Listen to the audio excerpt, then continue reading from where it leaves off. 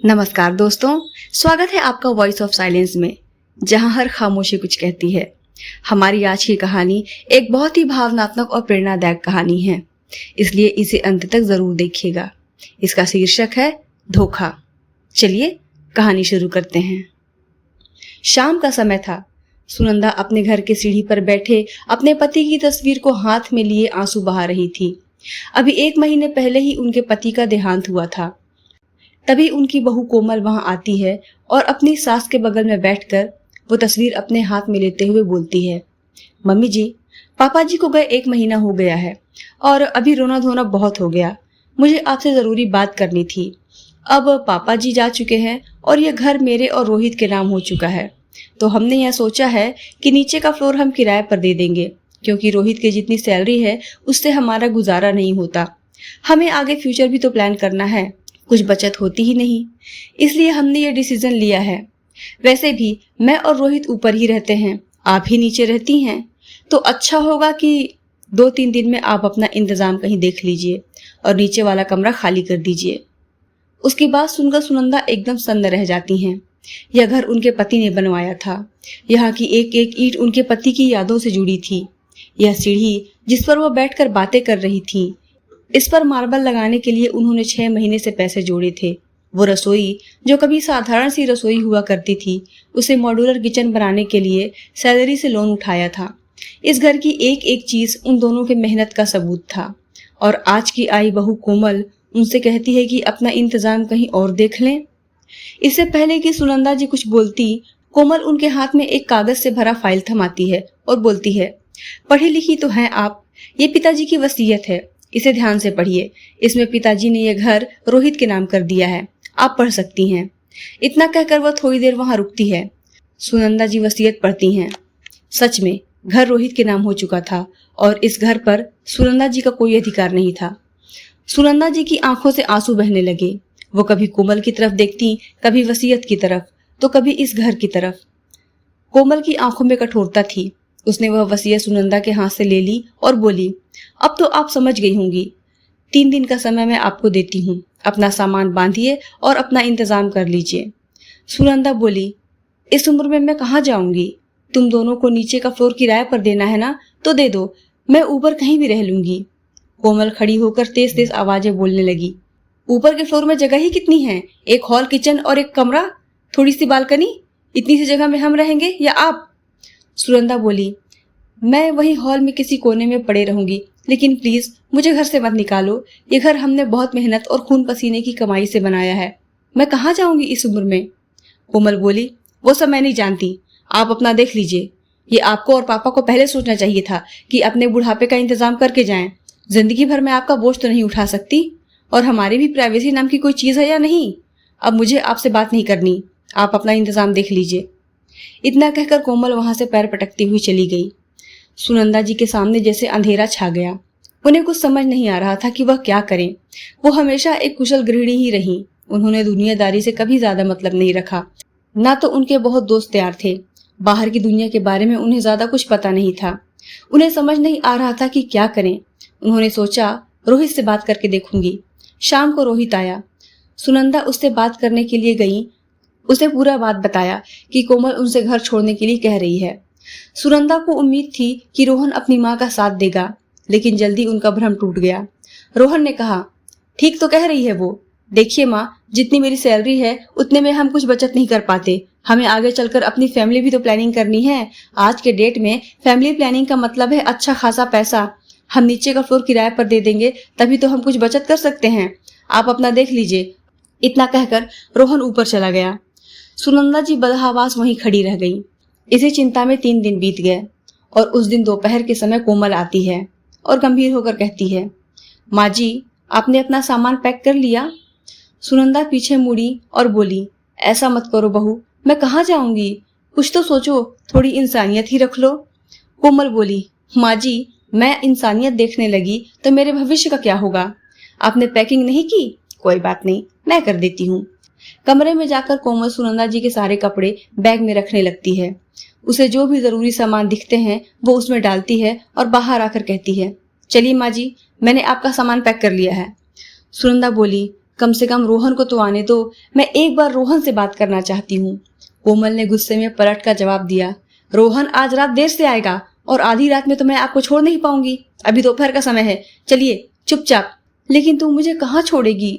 सुनंदा जी ने घबरा कर पूछा। कोमल बोली, पता नहीं, मैंने सोचा था कि आपने अपना इंतजाम कर लिया होगा, लेकिन आपने ऐसा कुछ नहीं किया। पर मैं अपने फैसले पर कायम रहूंगी। अब मुझे इस घर में आप नहीं दिखनी चाहिए। इतना बोलकर कोमल अपनी सास का हाथ जबरदस्ती पकड़कर बाहर ले जाने लगी। सुनंदा जी बार बार उससे निवेदन कर रही थी, ऐसा मत करो, तुमने मुझे एक माँ कहा है। जब से तुम शादी करके आई हो मैंने तुम्हें अपनी बेटी की तरह माना है। मेरे साथ ऐसा मत करो। ये घर मैंने और मेरे पति ने अपने खून पसीने की कमाई से बनाया है। कहीं एक छोटा सा कोना दे दो, मैं वहीं पड़ी रहूंगी। लेकिन कोमल ने एक बात न सुनी। गाड़ी में सुनंदा जी का बैग फेंका और सुनंदा जी को गाड़ी में धक्का देकर गेट बंद कर दिया और खुद गाड़ी चलाने लगी।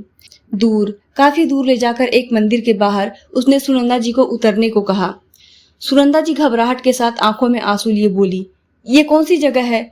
मैं यहाँ आज तक नहीं आई। कोमल मुंह बनाते हुए बोली, ये एक मंदिर है। मुझे लगा कि शायद आप यहाँ अच्छे से रहेंगी। वैसे भी अब आपकी उम्र हो चली है, तो मंदिर के बाहर बैठकर भगवान का भजन करिए। इतना कहकर वो कार से उतरी, दरवाजा खोला और सुनंदा जी को बाहर घसीटने लगी। सुनंदा जी कार से उतरते हुए गिर गईं। उन्हें एहसास हुआ कि जैसे उनके कमर में चोट आई हो। वो कोमल के सामने गिड़गिड़ाती रही, कोमल मुझे चोट आई है, दर्द हो रहा है, ऐसा मत करो। कोमल ने उनकी एक बात न सुनी। उन्हें जबरन गाड़ी से बाहर निकाला, उनका बैग उनके पास फेंका और कार में बैठ गई। आसपास के लोग ये सब देख रहे थे। जाते जाते कोमल ने कहा, उम्मीद करती हूँ कि आप मुझे दोबारा कभी दिखाई नहीं देंगी। एक व्यंग भरी मुस्कान के साथ कोमल वहां से चली गई। सुनंदा उस गाड़ी को देखते रह गई। आंखों में आंसुओं की धार बह रही थी। वो वहीं मंदिर के पास उसी गिरे हुए अवस्था में बदहवास पड़ी रही, जैसे दिमाग शून्य हो गया हो। कुछ समझ नहीं आ रहा था कि क्या करें, कहाँ जाएं। आंसू रुकने का नाम नहीं ले रहे थे। कभी अपनी किस्मत को कोसती, कभी अपने पति को मन ही मन बोलती, तुम क्यों मुझे अकेले छोड़कर चले गए? देख रहे हो तुम्हारे जाते ही मेरे साथ क्या हो रहा है।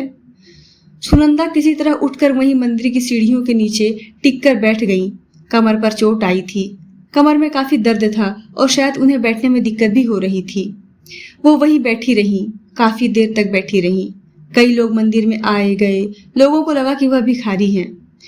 लोगों ने कुछ पैसे भी दिए, लेकिन सुनंदा जी के लिए यह सारे पैसे बेकार थे, क्योंकि उनका असली धन, उनका घर छूट गया था। वो वहां कई दिनों तक पड़ी रही। मंदिर में आते जाते लोग कुछ खाने को दे देते, वही खाकर बस जिंदा थी। लेकिन मन और आत्मा मर चुकी थी, बस शरीर जिंदा था और इंतजार कर रही थी कि भगवान उन्हें अपने पास बुला ले। इधर रोहन और कोमल आराम से अपनी जिंदगी जी रहे थे।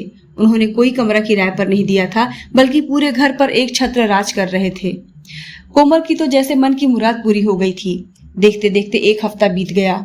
सुनंदा जी मंदिर के बाहर काफी कमजोर बदहवास अवस्था में पड़ी थी। बाल बिखरे, कपड़े गंदे फटे हुए और बगल में रखा हुआ बैग। शायद इन एक हफ्तों में उन्होंने न मुंह धोया न नहाई थी, बस वहीं एक जिंदा लाश की तरह पड़ी थी। तभी अचानक एक गाड़ी उनके सामने आकर रुकती है, लेकिन सुनंदा में इतनी भी हिम्मत नहीं थी कि वह उस गाड़ी को देखें। बस आसमान की तरफ देखे जा रही थी। उस गाड़ी से एक सफेद पैंट और काले कोट पहना हुआ आदमी आया, तकरीबन 50 की उम्र का। थोड़ा पास आया, उसने सुनंदा जी को ध्यान से देखा और बोला, भाभी जी। लेकिन सुनंदा अपनी ही दुनिया में खोई थी। उन्होंने उसकी बात नहीं सुनी। वह आदमी पास आया, उन्हें हिलाया और फिर से बोला, भाभी जी आप यहाँ? सुनंदा जी अपने ख्यालों से बाहर आईं। उन्होंने देखा सामने एक काला कोट पहने कोई 50-55 की अवस्था का अधेड़ खड़ा है। वह उसे पहचानने की कोशिश कर रही थी। शायद वह उसे पहचान भी रही थी, लेकिन दिमाग में अब इतनी भी शक्ति नहीं बची थी। बस वो चेहरा देखा देखा सा लग रहा था। उन्होंने कहा, कौन हो तुम? उस आदमी ने कहा, भाभी जी आपने मुझे नहीं पहचाना? मैं आपके पति रमाशंकर का दोस्त, वही वकील दोस्त जिससे वो अपने सारे कानूनी काम करवाता था। सुनंदा जी ने ध्यान से उसकी ओर देखा, थोड़ा याद करने की कोशिश की और कहा, तुम सुरेश हो ना? उस आदमी ने कहा, हाँ भाभी जी, मैं आपको काफी दिनों से ढूंढ रहा हूँ। आप यहाँ इतनी बुरी हालत में कैसे? सुनंदा के आंखों से अब आंसू सूख चुके थे। वो बिना भाव पागलों की तरह बोली, तुम्हें इससे क्या? जाके अपना काम करो, छोड़ दो मुझे यहाँ मेरे हाल पर। सुरेश की आंखों में आंसू आ गए। उसने सुनंदा को उठाया। वो जाने को तैयार नहीं थी। शायद वह अपना मानसिक संतुलन भी खो चुकी थी। सुरेश के साथ एक महिला वकील भी थी जो गाड़ी में बैठी थी। सुरेश ने उसे बुलाया और कहा, इन्हें उठाकर गाड़ी में बैठाओ। उस महिला ने सुनंदा जी को उठाकर गाड़ी में बैठाया। सुनंदा उसका विरोध कर रही थी, लेकिन शरीर में इतनी शक्ति नहीं थी कि वो बहुत ज्यादा विरोध कर पाती। गाड़ी चल पड़ी।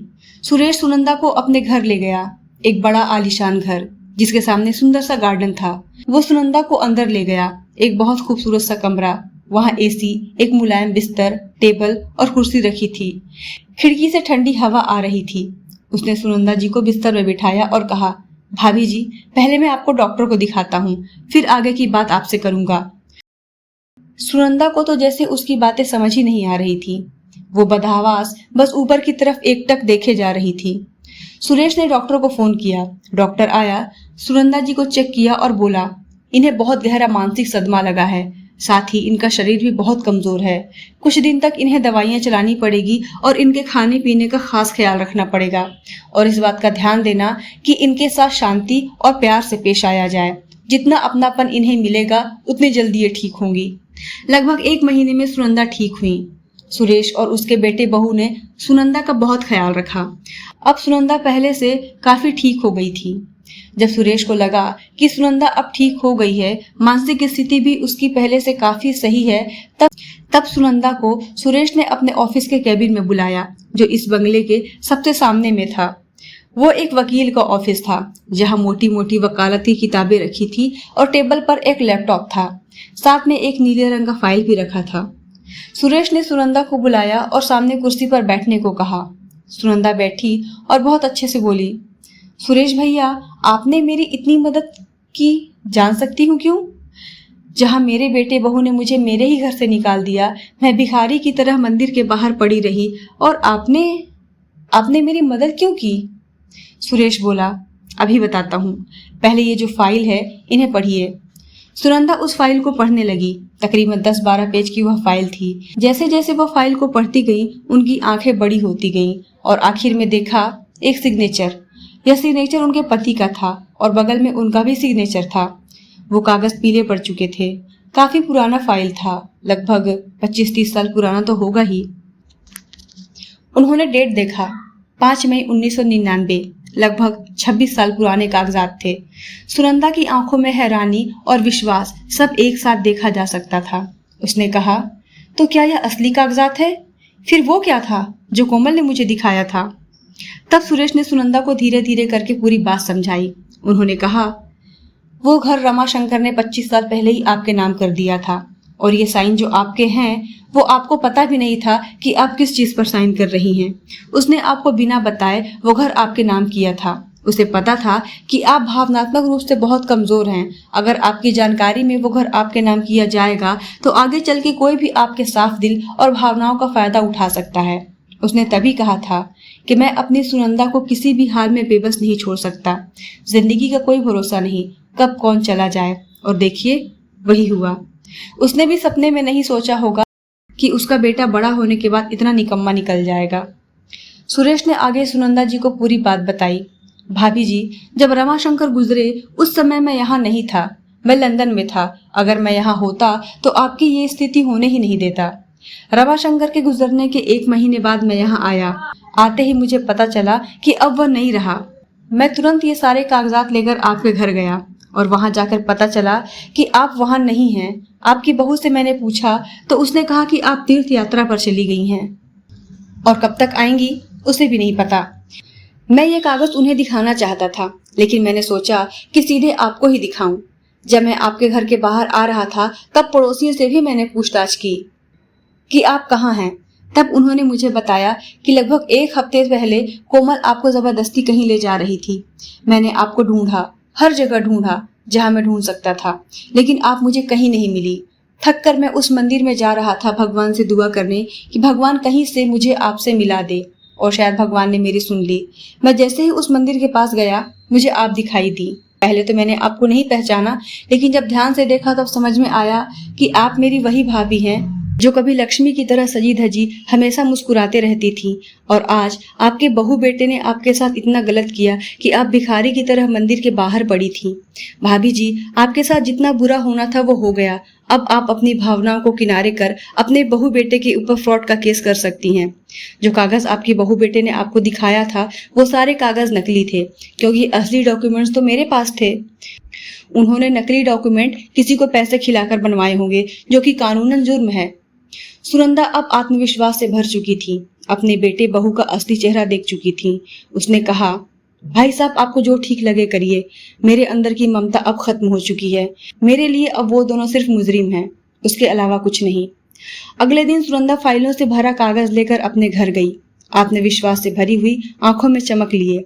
ऐसा आत्मविश्वास उसे आज तक कभी नहीं आया था।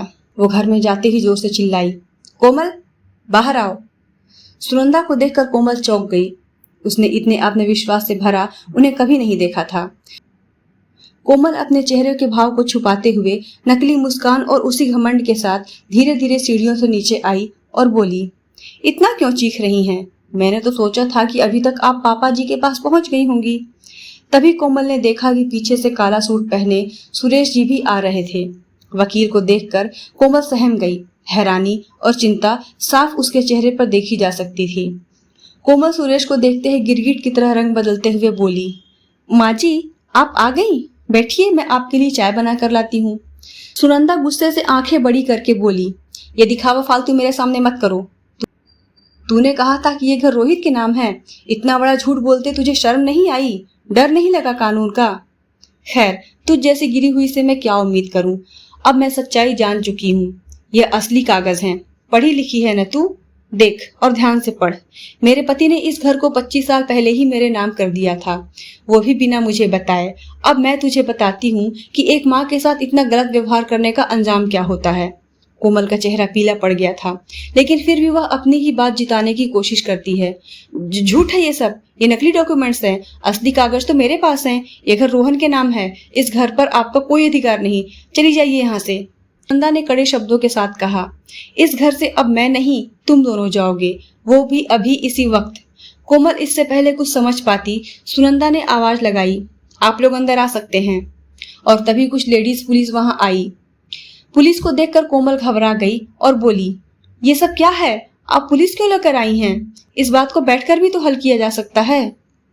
सुनंदा ने कहा, बैठकर बातचीत करने का समय जा चुका है। जब तुम लोगों ने मुझे भिखारी की तरह बाहर छोड़ दिया था, तब यह नहीं सोचा मैं कितना गिड़गिड़ाई थी तुम्हारे सामने कि मुझे एक कोना ही दे दो, जबकि यह पूरा घर ही मेरे नाम था। फिर भी तुमसे सिर्फ एक छोटा सा कोना ही मांग रही थी। तुम्हें मेरे ऊपर दया आई?